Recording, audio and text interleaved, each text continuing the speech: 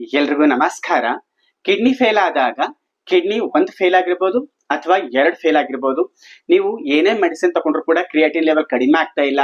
ನಾವು ಡಯಾಲಿಸಿಸ್ ಮಾಡ್ಕೋತಾ ಇದ್ವಿ ಮತ್ತು ಆಂಟಿ-ಹೆಪಸನ್ ಡ್ರಗ್ ತಗೋತಾ ಇದೀವಿ ಹಾಗೂ ನೆಫ್ರೆಸೋ ಟ್ಯಾಬ್ಲೆಟ್ ತಗೋತಾ ಇದ್ವಿ. ಏನೇ ತಗೊಂಡ್ರು ಕೂಡ ಕ್ರಿಯಾಟಿನ್ ಕಡಿಮೆ ಆಗ್ತಾ ಇಲ್ಲ ಅಂತಂದಾಗ ಅಂತ ಸಂದರ್ಭದಲ್ಲಿ ನೀವು ಮೆಡಿಸಿನ್ ನ ತಗೊಳ್ಳೋದರಿಂದ ನೀವು ಅಲೋಪತಿಕ್ ಅನ್ನ ಕಂಟಿನ್ಯೂ ಮಾಡಿ.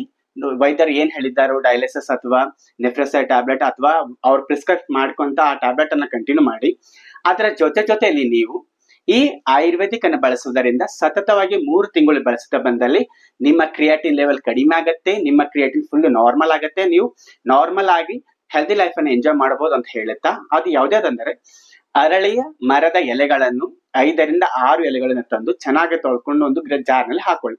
ನಂತರ ಬೇವಿನ ಎಲೆಗಳನ್ನು ತಂದು ಒಂದು ಮುಟ್ಟಿ ಬೇವಿನ ಎಲೆಗಳನ್ನು ತಂದು ಚೆನ್ನಾಗಿ ತೊಳೆದು ಜಾರ್ನಲ್ಲಿ ಹಾಕೊಳ್ಳಿ. ಈ 2 ಜಾರ್ನಲ್ಲಿ ಹಾಕಿ ಸ್ವಲ್ಪ ನೀರು ಹಾಕಿ ಚೆನ್ನಾಗಿ ಗ್ರೈಂಡ್ ಮಾಡ್ಕೊಳ್ಳಿ.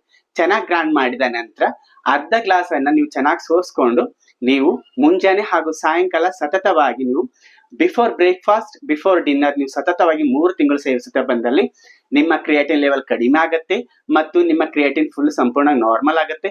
ನೀವು ಹೆಲ್ದಿ ಲೈಫ್ ಅನ್ನ ಎಂಜಾಯ್ ಮಾಡಬಹುದು ಅಂತ ಹೇಳುತ್ತಾ, ಈ ಹೆಲ್ತ್ ಟಿಪ್ಸ್ ನಿಮ್ಗೆ ಇಷ್ಟವಾದರೆ ಇದೇ ರೀತಿ ಮತ್ತಷ್ಟು ಹೆಲ್ತ್ ವಿಡಿಯೋಗಳಿಗಾಗಿ ನಮ್ಮನ್ನು ಫಾಲೋ ಮಾಡಿ ಮತ್ತೆ ಲೈಕ್ ಮಾಡಿ, ಶೇರ್ ಮಾಡಿ ಮತ್ತು ಕಮೆಂಟ್ ಮಾಡಿ. ಧನ್ಯವಾದಗಳು.